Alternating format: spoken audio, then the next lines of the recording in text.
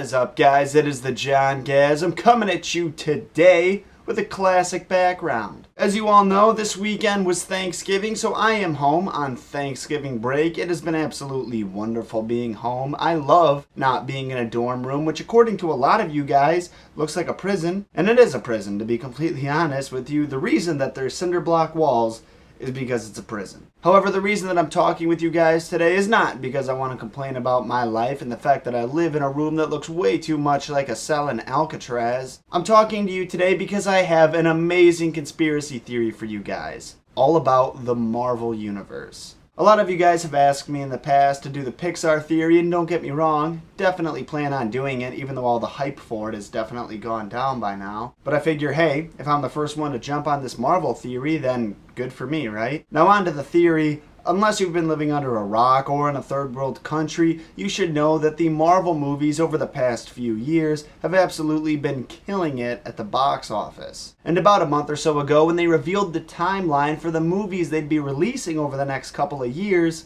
people went nuts. But in addition to making people go nuts, the timeline also raised a lot of speculation over what would be happening throughout the Marvel Universe over the next couple of years. But some people decided to take their speculation a step further, including Reddit user WeKillThePacMan, who decided to post his or her own timeline for what he or she thinks is going to happen throughout the next couple of movies. Now this is all speculation, but this theory does have a solid amount of evidence behind it. It takes inspiration from comic book storylines, well-found rumors, interview comments from people who are involved in making the movies. But when it comes down to it, this is all just speculation. So if you've got a problem with it, I don't know. I don't even have any suggestions. Just deal with it, okay?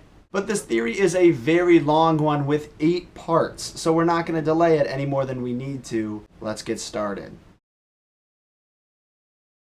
So we know that Starlord's father is going to play a significant role in the next movie. And we've also been told that his father in the movie is different than his father in the comics. However, it has been hinted by James Gunn that the character Adam Warlock will play a role in the next movie. And based on Peter's mother's description of his father, an angel made out of pure light and one of the most powerful beings in the universe, it's pretty reasonable to assume that his father could be as powerful as a Warlock. And we also know that the Warlock's cocoon was in the Collector's Lab in Guardians of the Galaxy. It could be a subtle reference, or it could be the cocoon that hatched one of the most powerful beings in the universe, which is something that the Collector would probably want to get his hands on. So this is a storyline that's inspired by the comics, because in the comics, the Hulk does get launched into space. Only in the comics, the Illuminati are the one who launches him. That's because he's a danger to the world. However, in the Marvel Universe we see in the movies, the Illuminati does not exist. So if they plan on using this storyline, they would have to go about it in a different way. In the extended trailer for Guardians of the Galaxy, we see Bruce Banner alone and scared, as well as a scene where he is fighting Iron Man, who is in the Hulkbuster suit. These two clips kind of show that he is losing the control he thought he had over the other guy. Because Bruce Banner is a good guy, he hates hurting people. He hates being the Hulk. But as he said in the Avengers, he's tried to kill himself to avoid it, and he can't do it. Even if he does something as foolproof as shooting himself in the mouth, the Hulk is the one who catches the bullet and spits it back out. So out of fear of hurting himself and others on Earth, Banner may launch himself into space in human form, all for the good of Earth.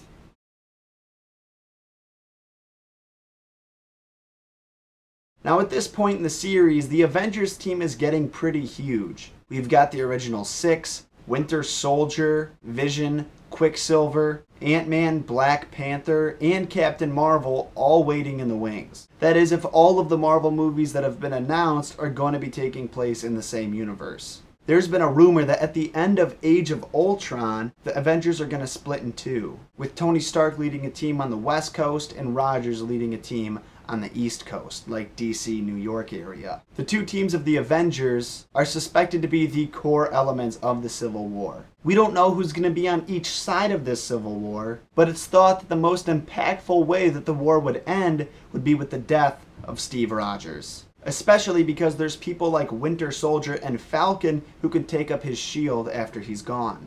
In addition to that, Chris Evans, the actor who plays Captain America, has come out and said that he wants to take a break from acting, so maybe this could be it. Now, we don't know which of these stones each character will have, but it would make sense that since we know the location of the other 4 stones, that the last 2 would be in the hands of these 2 guys. One of them has a long history with Thanos and has used time travel before, and the other is going to be introducing mystical and magical elements into the Marvel Universe that we have never seen before. This theory says that the Guardians are going to get imprisoned again at the start of this movie, which is something that I could realistically see happening. Only this time it's on the planet Sakaar, which is the only prison that Rocket can't break them out of. As a result, they're forced into the Sakaaran fighting pits, where they meet the Hulk. He stays the Hulk throughout most of the rest of the movie, so he isn't able to turn human and communicate with Peter Quill, and since the Guardians have never been to Earth, they have no idea who the Hulk is. But it's predicted that at the climax of the movie, when the Guardians' lives are in the most danger, Adam Warlock, who is able to track them down with the help of Yondu, is going to come and save the day, in addition to helping them defeat the Red King of Sakaar. At the end of the movie, the Hulk is going to turn back into Bruce Banner, and he's going to talk to Peter Quill about everything that's been going on Earth. Then the Guardians, as well as Warlock and Banner, reluctantly, are all going to return back to Earth.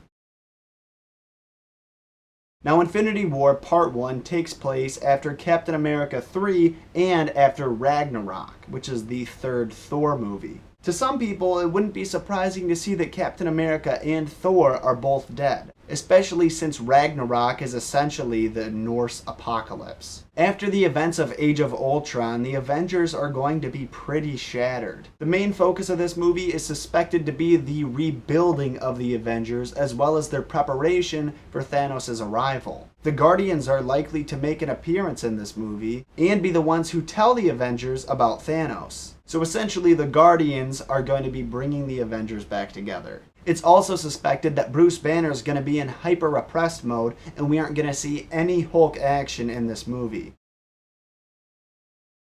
These 2 movies are scheduled to be released between Infinity Wars Part 1 and 2. It has been officially announced that between these 2 movies, there are going to be dozens of new cosmic heroes introduced. So we can probably expect them to join the fight against Thanos as well. Everything goes batshit crazy in Infinity Wars Part 2. The Avengers, the Guardians, the Inhumans, anybody who wants to get in on this fight is going to join forces to stop him. After the battle is over, Doctor Strange will use the Infinity Gauntlet to bring the Earth back together as it was before the war. And after using it, he will destroy the gauntlet forever with magic. And that, my friends, is the Marvel theory. It was a long one. It's complete speculation, and a lot of it could be disproved as soon as Age of Ultron hits theaters. Nonetheless, I hope you enjoyed it, and thank you so much for watching. Because this video is so long, I am going to run through my closing bit a little bit faster than normal. As always, I'm going to ask you guys to rate, comment, and subscribe so I can get some feedback on what I'm doing right and what I'm doing wrong. Did you believe the theory? Did you not believe it? And why? And if you feel like being a super fan and being updated on what I'm doing when I'm not making videos, make sure you like my Facebook fan page, follow me on Twitter, and follow me on Instagram. I realize that's asking a lot of you guys, so I just want to say, whether you do all of it or none of it at all, I love you. Thank you so much for stopping by, and stay fresh.